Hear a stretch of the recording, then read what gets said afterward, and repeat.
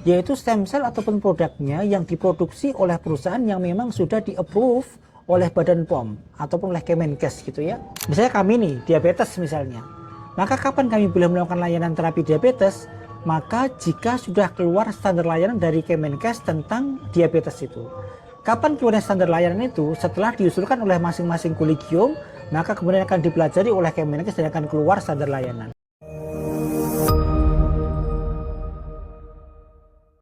Assalamualaikum warahmatullahi wabarakatuh. Alhamdulillahirrahmanirrahim, baru saja terlaksana pertemuan reuni para pengajar TPA.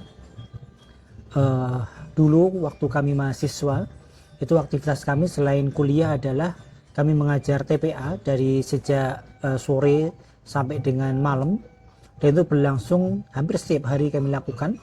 Alhamdulillah sekarang sudah menjadi orang-orang tua semua, dan ini kami berhasil berkumpul di sini untuk melakukan temu kangen silaturahim ya dengan para pengajar dulu yang semuanya dokter-dokter semua ini ya.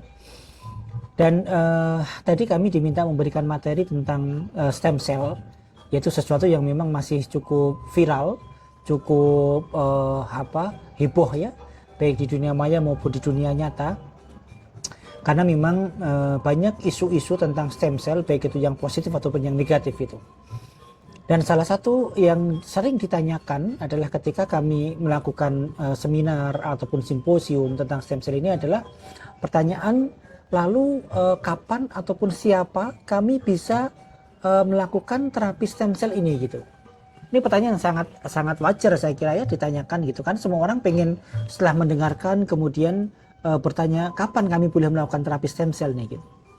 Baik, mungkin perlu kami sampaikan memang saat ini terapi stem cell belum legal 100% sesuai dengan Permenkes tahun 2018 nomor 32, dan sekarang akan direvisi dengan tahun 2024 misalnya ataupun 2025.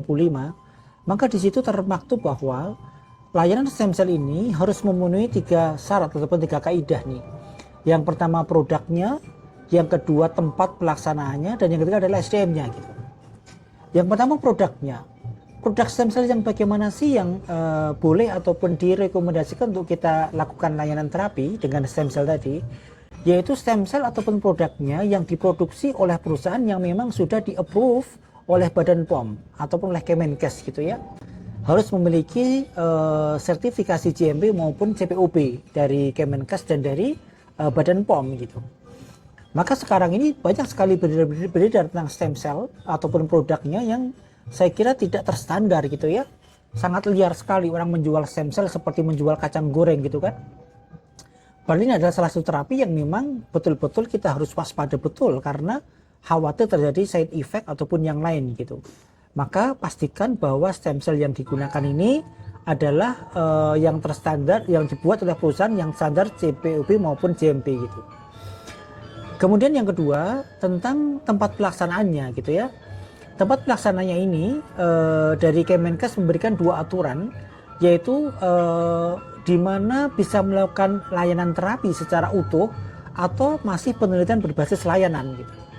Kalau layanan terapi secara utuh artinya dia sudah melakukan layanan seperti biasa tanpa ada penelitian lagi gitu. Maka syaratnya adalah harus sudah keluar standar layanan dari kolegium terhadap penyakit yang dikerjakan gitu. Misalnya kami nih, diabetes misalnya. Maka kapan kami boleh melakukan layanan terapi diabetes?